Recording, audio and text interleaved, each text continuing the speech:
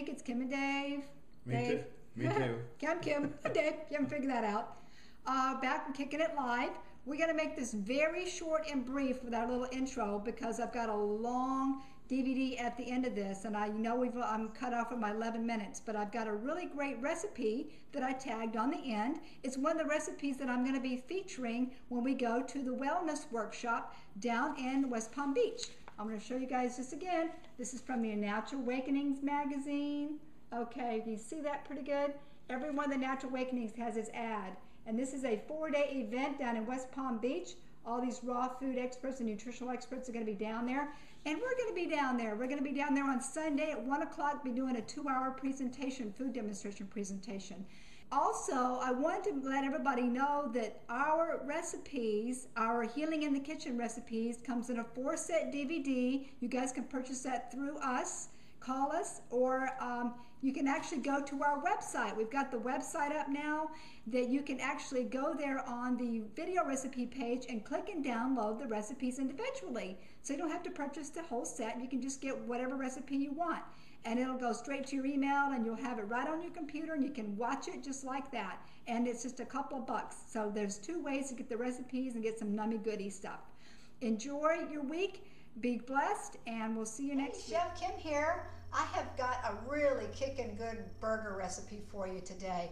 I know that there's tons and tons of raw vegan burger recipes out there, but I came up with something that I think is actually one of my best ones. I've gone through 2 or 3 different ones. I really like this one the best. I call it Burger Southern Style. I'm using black-eyed peas.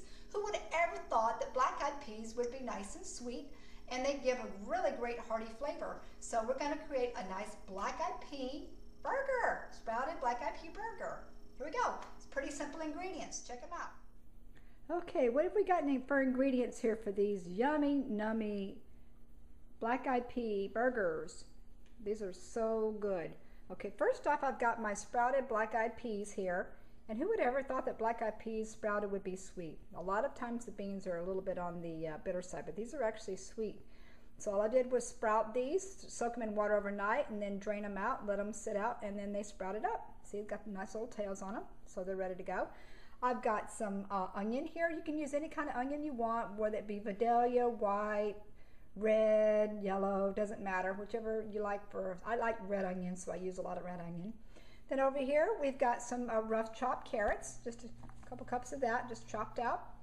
And then I've got some garlic. Ooh, can't have anything without the garlic in it. Some first cold pressed virgin olive oil. Okay.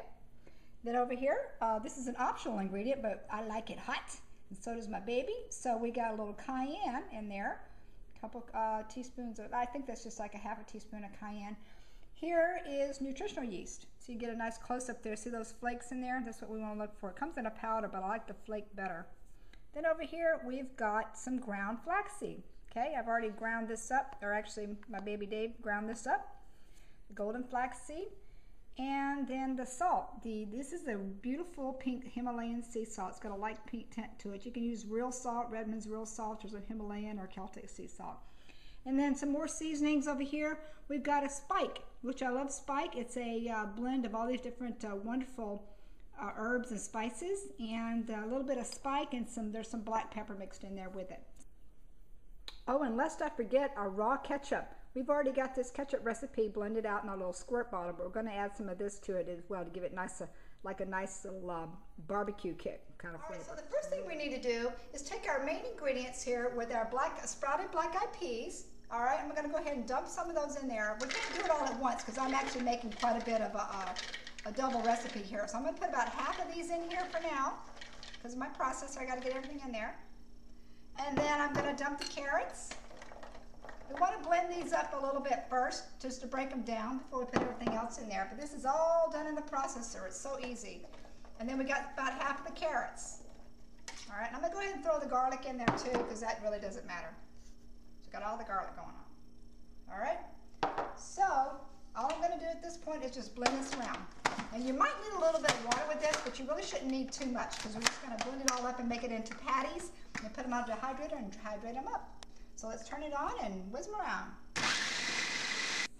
All right, you can see I got it all blended up here. I've got the carrots, the onions, and the sprouted black-eyed peas blended up. I did put probably about a quarter cup of water in here, and it made it a little bit on the finer side, and the water helps the ingredients move around in the processor, but you're still gonna have to take this off a few times and kind of stir it around and take everything down as it's processing. But you wanna get it kind of blended up, kind of like a fine, a little bit of a mush or consistency, I guess. And so anyway, what I'm gonna do now is I've got it all blended up.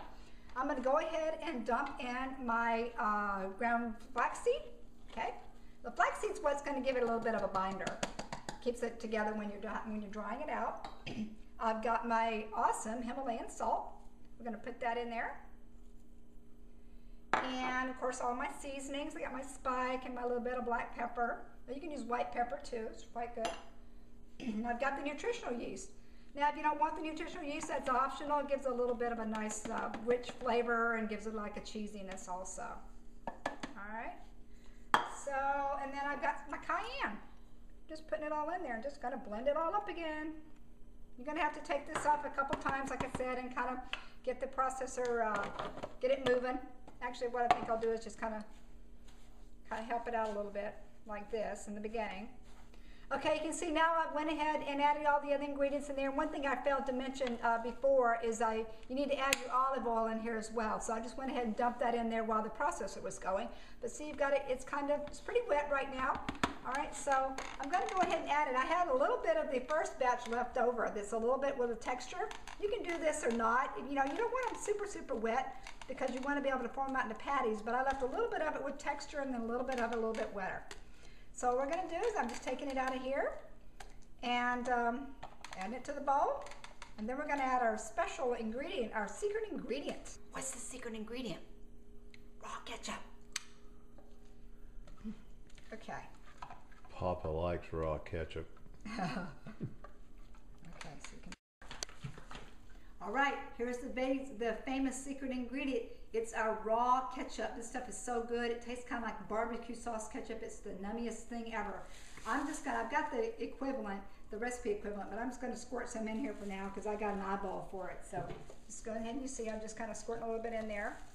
It's gonna give it like a barbecue sauce flavor. Barbecue burgers. This is so good. I can't wait already. I know how good they are.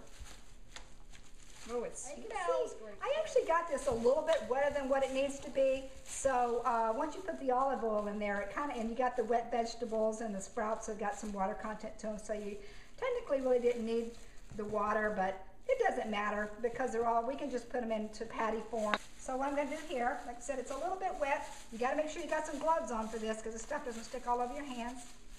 We're going to go ahead and put them on our tray, form them out into a burger patty. And I like to make mine pretty nice and fat, like a fat burger. It's a non-fat, fat burger. Anybody understand that? Okay, you can see here I got a few of them out on our dehydrator tray. I got the Teflex sheet. Of course, this is our flexible, pliable sheet that you can use over and over again. And the reason that you want to use these is because if you put it on the perforated sheet underneath, of course it's so wet, it'll just come right through because this has holes in it. So we got the Teflex sheet, and we start them out like this for about 3 or 4 hours, and then we flip them over, and then we continue drying we pull the Teflex sheet off, and we'll continue to dry. Okay, you can see we got the burgers are done now, and you can see they shrunk down quite a bit. We took the Teflex sheet off, and we just ended up finished drying them out on the perforated sheet, and this is what we get. Remember how fat they were? And see how nice and thin they came out? But you know what, you can either, they're actually really dense though, so they're a little bit heavier than I would say a regular meat burger. So you could actually double them up if you want to make one big patty, or just leave them like this. They are very good though. So they're just really nice little patties. Now what we're gonna do now is go ahead and just build out a burger, okay? What I did is I went ahead and I've created these are raw bread, okay, little raw bread patties that I've got here. This is made with buckwheat, flaxseed, and sunflower, okay? So I'm just gonna go ahead and take the sandwich here, take one of the patties. You can see I kind of made them about the same size because I wanted them to fit. And of course it's a burger, so you can do it out anyway. I'm gonna add a little extra of the raw ketchup on there because I love this stuff. And then I'm going to throw a slice of tomato on there. If you want to make some mustard or just get some store-bought mustard, that'll be all right as well. I'm going to put a little onion on there. I don't want too much on the onion. And you can put sprouts or lettuce, romaine lettuce or anything like that on there, and then just build it out. And you got yourself a nice burger. By the way, this is a little bit of basil we put on top of there so that you can see what that is. Now look at that. Isn't that beautiful? That is a raw burger, all the way raw. Looks real pretty. You can add some raw cheese on there too if you want to. Kim cheese will be very good on there, but I'm just going to get a little taste.